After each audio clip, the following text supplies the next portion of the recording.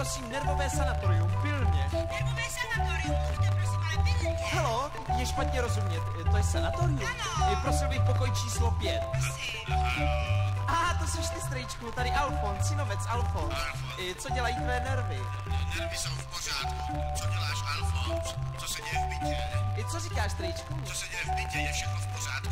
Jaroušek je zdráv. Halo, mluvíte? Jo. Mluvíte? Jo. Halo, mezi město mluvíte? Zde Alfons, halo. Já volám, milý strýčku, jak si mi příkaz dal. Všichni jsme celkem zdraví, až na papouška. Sněd večeři, kterou jsem vařil pro vašeho Jarouška. Zde Alfons, halo. Rybičky z akvária, no to se budeš moc smát.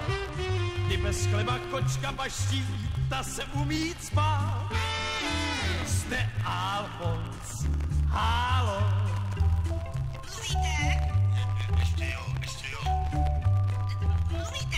Zde Alfons, mám čas sdělit ti novinky, jež trochu vzrušili nás. Mírně jsme vyhořeli, tuším v neděli. Žehlil jsem polštář a usnul jsem se žehličkou v posteli. Další for, halo. Jestli pak víš, že bydlíš o jedno poschodí níž, panelák nesnes mejdán, to snad pochopíš. Zde Alfons, halo. Mluvíte česky? Jo, hezky mluvíme, hezky. A Alfons, co povídáš, to je hrozný. Neměl bych přerušit ležení a přijet. Mluvte. Mluvíme, Alfons. Zatracený telefon centrála. Tak mluvíte nebo co? Právě, že nemluvíme. Halo.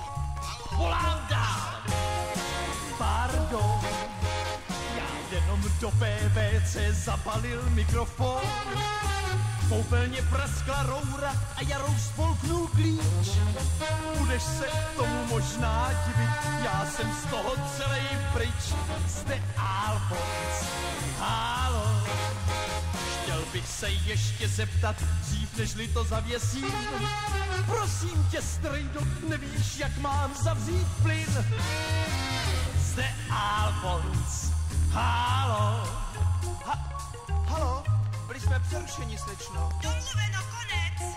No to je konec. Jak já jenom zavřu ten zatracený plyn? Jo, to já tady prosím nejsem. Lituji, končím. No dovolte, budu si na vás stěžovat, vy jedna vochechule. Nenadávejte, ty zprostáku. Já nenadávám, já jsem slušný člověk. Jaroušku, neškrtej ty srdčičky.